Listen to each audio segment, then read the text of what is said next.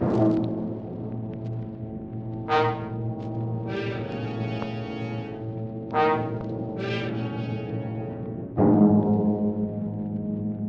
you upset with today's headlines? Worried about the high cost of living? Want to get away from it all? CBS offers you Escape. You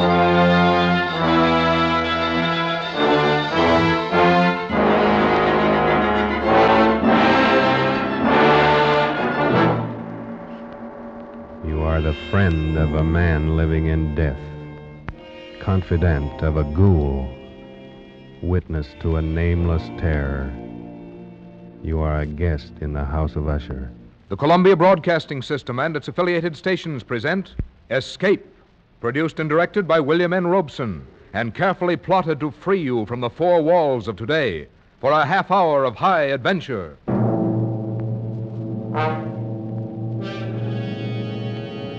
Tonight, we escape to a gloom-shrouded moor and a house where dread holds sway, as Edgar Allan Poe recounts it in his famous story, The Fall of the House of Usher.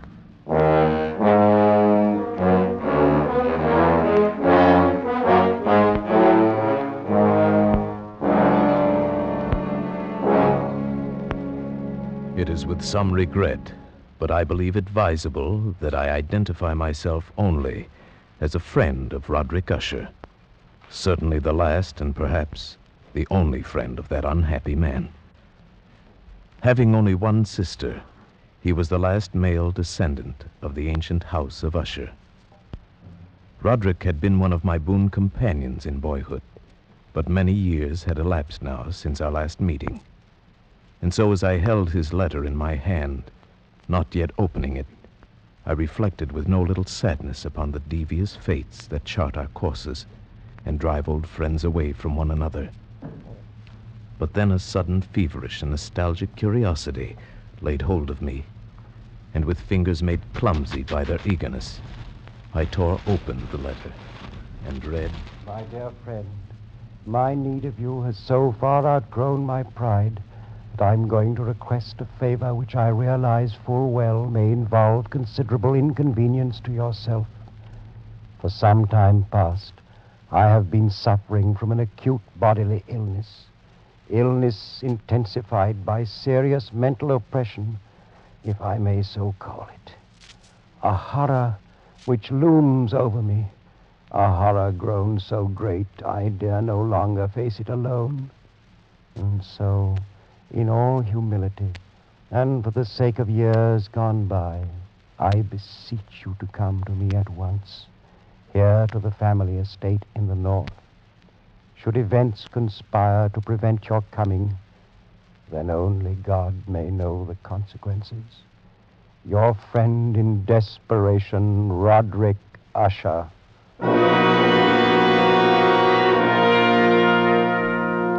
And so it happened that at the end of a dull, dark, and soundless day in the middle of October, I found myself as the shades of evening drew on, within view of the grim and melancholy House of Usher.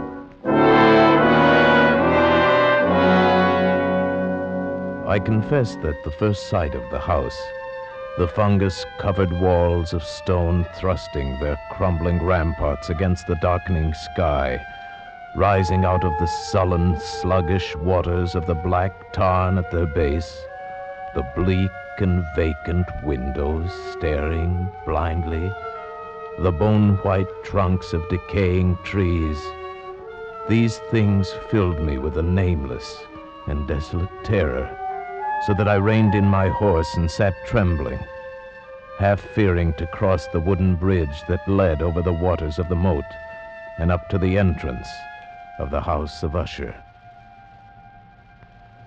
Then impatiently I shook off this strange feeling of dread, and was an instant later clattering over the wooden bridge and onto the courtyard. I dismounted quickly, tossed my reins to the silent lackey who approached, strode across the gravel and up to the massive wooden portal, the door of the House of Usher.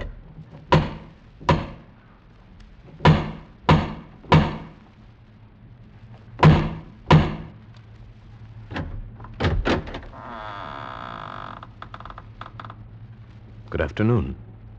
My name I is... know. You're the friend of Master Roderick. Please come inside, sir. Thank you. But may I inquire how it happens you know me? You have been expected for some time, sir. Yes, true. But also I'm a stranger to you and could be some other visitor.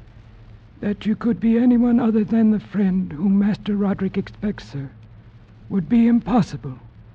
You see, no one else would ever come to this house. Then I followed his stealthy footsteps through many dark and intricate passages. My earlier foreboding heightened and was made fearful by the somber aspect of the hallways by which we passed. The many unused rooms reaching out with their vast emptiness like some hideous jungle creeper. But at length, we stood before the door of the master's studio, and there the servant left me, departed and left me to go in alone. The man across the room, half reclining on the couch, his back turned toward me, did not hear the opening of the door. For the space of several heartbeats, I saw only the deathly pale and ghastly sunken features of a stranger. Then only with difficulty could I recognize, behind that mask, my boyhood friend. For surely, under light of heaven, no man had ever before so terribly altered in so brief a time as had Roderick Usher. Oh, my friend, you've come at last. Thank God you did come. Oh, Roderick, did you not know I would? Could you not be sure that no long years would ever dim the friendship we shared in youth? So many things have dimmed. Ah, youth. It seems so long ago. But now you're here, and we'll find it, relive it all over again, every glorious moment of it. And all these shadows, all these gibbering phantoms that haunt me, they'll be driven out. And then the sun will shine again, and we'll be young again and relive... Roderick! Oh, but forgive me, my friend. My excessive joy at the sight of you after so many years drives me into a frenzy of talk. How many years has it? Oh, no matter. It is enough that you are here, and brought with you all the lost, all the happy days of my boyhood. But I'd expected from your letter to find you in serious straits indeed. Instead, you seem in the best of spirits. You have the right to know. But in all frankness, here in your presence, I find it difficult to credit importance to those things which only yesterday filled me with terror. True, I've been ill. A nervous affliction, something in the nature of a family weakness, probably. It has affected me with a morbid acuteness of the senses, such that quite often the least sounds and odors and colors become irritating beyond endurance. Then I've eaten but little, as you can see. But surely you've retained the services of a physician. A physician? Oh, yes, of course. He calls almost daily, though it is more often Madeline that he attends. You remember my twin sister, Madeline? For her I fear more greatly than for myself. Even today she's taken to her bed, and I have no doubt will never rise from it again. Oh, a tragedy. The sympathies of my heart go out to you. Oh, but leave it for the present. Leave it to dream of all those happy days we left so far behind. Everything will be different now that you're here. Do you remember when we were 12? But the happy forgetfulness which Roderick found in my coming was short-lived, and in a few days he had sunk into a morose torpor, from which only occasionally with frantic difficulty could he reach the joy of our first few hours of meeting. More often his mental apathy was broken by bursts of vicious temper and violent ill humor, fits I could only excuse on the basis of his illness. And that illness began in my mind to assume a most mysterious character. Being unable to divine its true nature from Roderick's hesitant offerings, I took the liberty of questioning the physician a few days later when I chanced to encounter him in a hallway. Yes, she's resting as well as might be expected. But she continues to decline. Is that not correct, Doctor? That would seem to be the case. And, the malady, the illness which has stricken her, is it the same as that which affects her brother Roderick? I may venture that it is. Might I inquire the nature of this illness? As to that, I am unable to say. You imply, then, that I have no right to the information? Not at all. I am confessing to you quite simply, sir. I do not know what afflicts Madeline and Roderick Usher.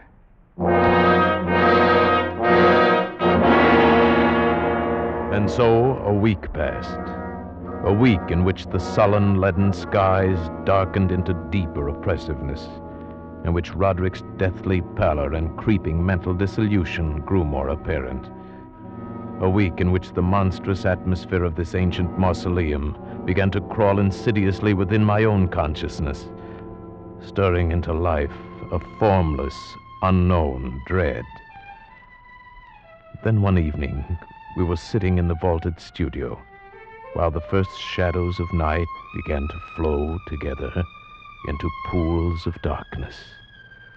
Roderick had been unusually troubled during the day, and had been trying to find some solace by playing on the violin.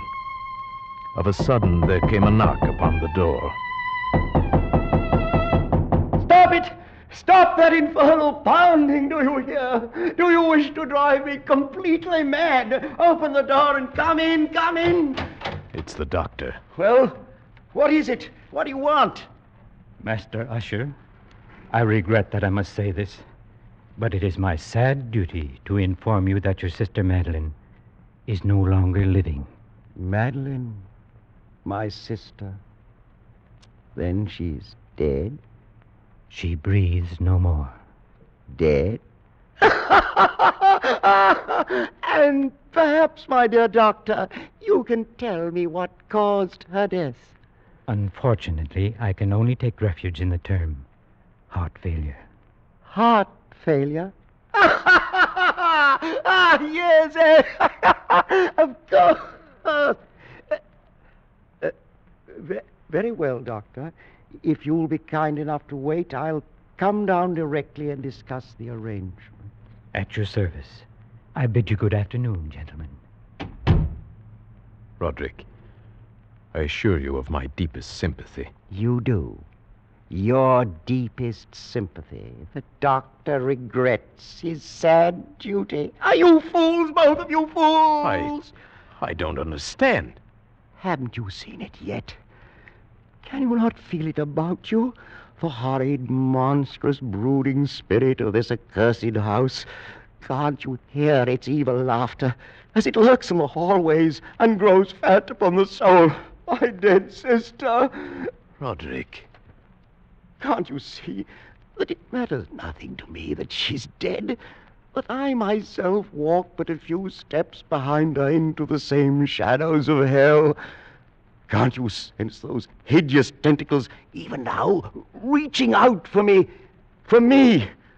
who now, the last living, if it be living, the last living descendant of the accursed House of Usher.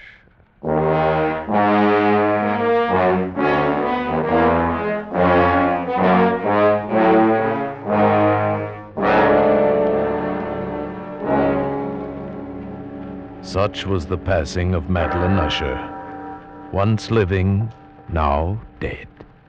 And her very death, untimely in its aspects, bore to my trembling soul a portent of events yet more hideous, more horrible, and yet to come.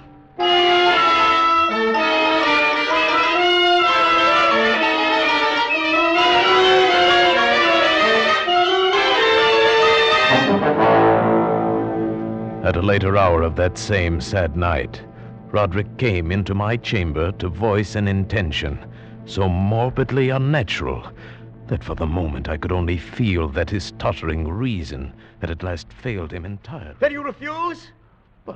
But, Roderick, this is madness. I tell you, before this night is over, the coffin body of my sister shall rest in the vault beneath this house, and if you will not help me, I shall do it myself. But why? Why? I could not stand to think of her buried out there in the dark graveyard, alone among the dead. Roderick, she too is dead. It's fantastic how little we know of death or of life. The doctor says she no longer breathes. She is dead. She was so lovely, was my sister. Roderick. I must keep Madeline near me. Nothing but evil would come of such an act. I can trust no one but you. Not even the physician himself. He hates us because he can't discover what it is that kills us. Even he might steal the body of my beloved sister, that he might learn our secret. You understand, don't you, my friend? Yes, Roderick. Yes, I understand.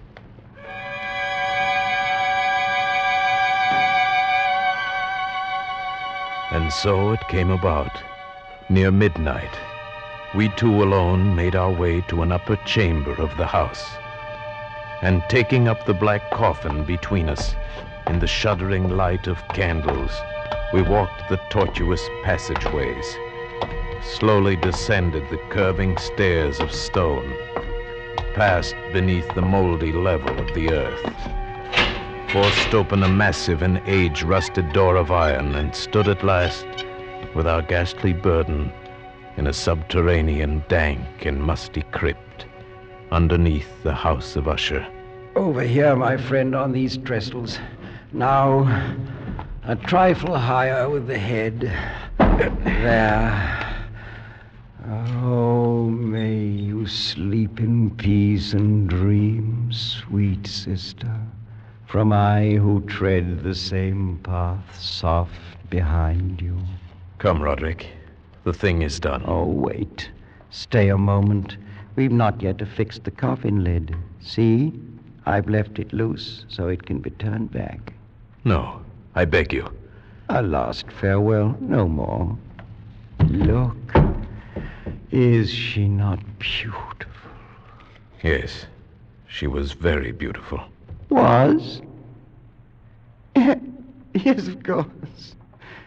The look of her confused me. But do you not see it, too?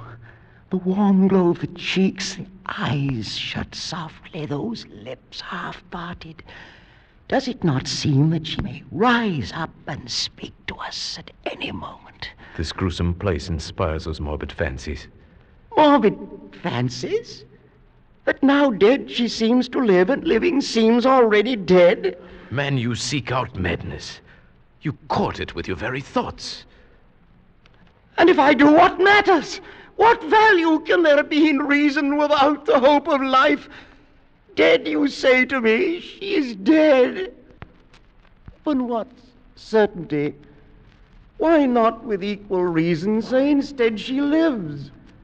And that I, the last of Usher, am the one who is already dead.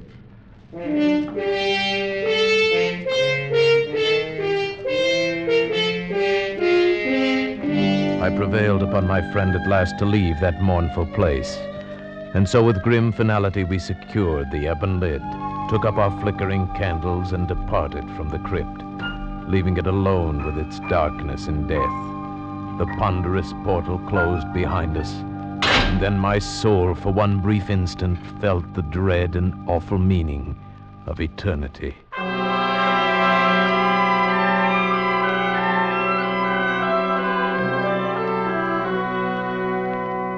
There followed then a week of such dreary gloom and melancholy that my own spirit quavered at the menace of the nameless thing enshadowed in that house.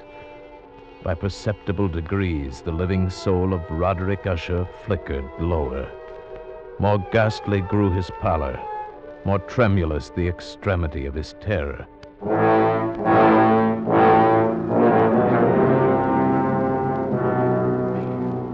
The 8th day following the death of Lady Madeline fell upon the last day of grim and gray October, and brought with it, as the curtains of night descended, the fitful breath of a rising tempest, uneasy gusts of sodden rain, and the sound of sullen, thunderous rumbles born of the dim flares of sheet lightning somewhere behind the lowering pall. I retired at a late hour, but found sleep impossible. At length, overpowered by some strange presentiment of evil, I found my reposeful inaction no longer endurable. And so I arose, threw on my clothes in haste, and fell to pacing the floor of my darkened chamber. Then in one instant, a soft sound in the blackness froze my steps in paralysis of terror. The latch of my chamber door was being lifted from without. Oh, was it? Was it, I say? It is I, Roderick. Oh, Roderick. What are you doing up and about at this hour, in pitch blackness? Wait, let me light the candles. No, I am quite used to darkness. I heard your footsteps and knew that you must be awake, even as I was. But can it be that you've not seen it? I don't understand you. I've seen nothing. Then stay. You shall see it, even as I've seen it for these past 2 hours. Wait. I'll throw open the casement window. There. Look!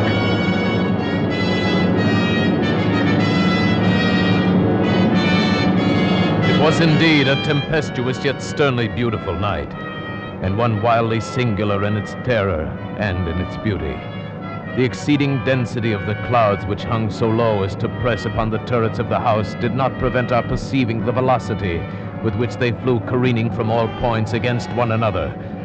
We had no glimpse of the moon or stars, but terrible to behold, the under surfaces of the huge cloud masses, as well as all terrestrial objects immediately around us, were glowing in the unnatural light of a faintly luminous and clearly visible phosphorescence, which hung like a shroud about the mansion itself.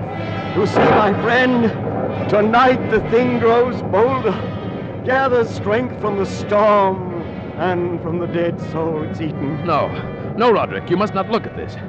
Here, I shall close this window and pull these curtains. And now, candlelight. Such darkness is the very mother of evil fear. There. Now come, sit here. Suppose I read aloud from some book or another. As you wish. I presume it matters little which. Oh, here. Here is a volume of The Mad Tryst by Canning. Will it serve? As you said, it matters little. I've always found the scene to be quite entertaining, wherein Ethelred dreams of fighting a dragon. Now, let's see. Oh, yes. Here it is. And so Ethelred waited no longer to hold parley with the hermit who mocked him from inside the hut, but feeling the rain upon his back and fearing the rising of the tempest, uplifted his axe and quickly made a hole in the plankings of the door for his gauntleted hand. And now, pulling sturdily, he so cracked and ripped all asunder that the noise of the dry and hollow-sounding wood alarmed and reverberated throughout the forest. Why do you stop? Why, that's strange. I fancied I just heard the very sound I read about. Let us say it was caused by the storm. Pray continue. Oh, yes, the storm. Of course. But Ethelred, upon entering the door, was amazed to perceive no sign of the evil hermit, but instead a dragon of prodigious and scaly demeanor, which sat on guard before a shield of shining brass. And Ethelred uplifted his axe and struck the head of the dragon, which fell before him with a shriek so horrid and harsh, like whereof was never before. What sound is that? Sound? The shriek of a dragon, my friend. Read on. Very well. And now the champion, bethinking himself of the shield of brass, approached across the silver floor to where the shield hung upon the wall. But the shield, not waiting for his coming, loosed and fell upon the silver floor with a mighty great... Roderick, I tell you something moves within this house. That sound, it reverberated through the very walls. Can you tell me now you did not hear it? Hear it now? Oh, yes, I hear it and have heard it. Long moments, hours, many days have I heard it. Yet I dared not speak. But why? Do you not know we put her living in the tomb? I tell you now, I heard her first feeble movements in the coffin many, many days ago, and I felt then it mattered little. But now she comes to upbraid me for my haste. And that last dread sound, yes, I heard it, the opening of the metal door to the crypt beneath the house. Now she comes here. Have I not heard her footsteps on the stair? Do I not distinguish the heavy and horrible beating of her heart?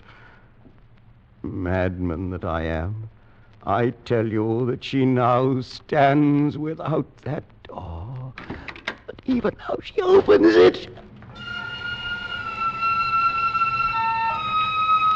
There in the flickering light of candles, in the gloom and curtained doorway, stood the shrouded body of Lady Madeline. For one shuddering instant she swayed there.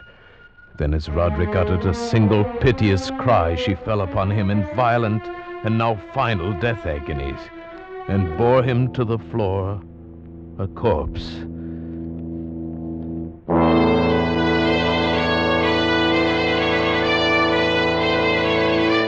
From that chamber and from that mansion, I fled aghast out the massive portal over the causeway into the night. Suddenly there shot along the path a wild light, and I looked back in heightened terror, for the vast house and its shadows were alone behind me. The baleful gleam came from the setting full and blood-red moon, which now shone vividly through a widening crack in the walls of the house itself, and even as I gazed, its vision opened rapidly. There came a fierce breath of the tempest. The entire lunar orb burst at once upon my sight. My brain reeled as I saw the mighty walls rushing asunder. There came a long, tumultuous, shouting sound like the voice of 1,000 waters.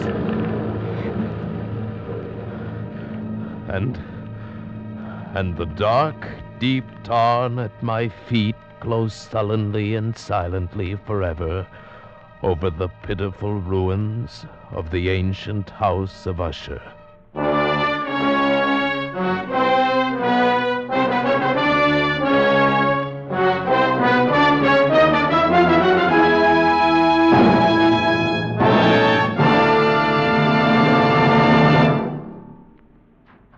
Escape is produced and directed by William N. Robeson, and tonight brought you The Fall of the House of Usher by Edgar Allan Poe, adapted for radio by Les Crutchfield, with Paul Frees as the narrator, Ramsey Hill as Roderick Usher, and Sheridan Hall as the physician. The special musical score was conceived and conducted by Cy Fuhrer. Next week, You are the victim of a poorer man, pursued from the west coast of Africa to the west end of London by a dead man's head, which grins at you upside down.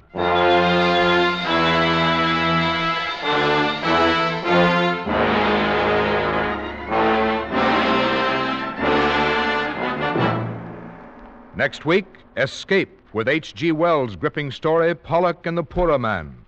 Good night, then, until this same time next week, when CBS again offers you Escape.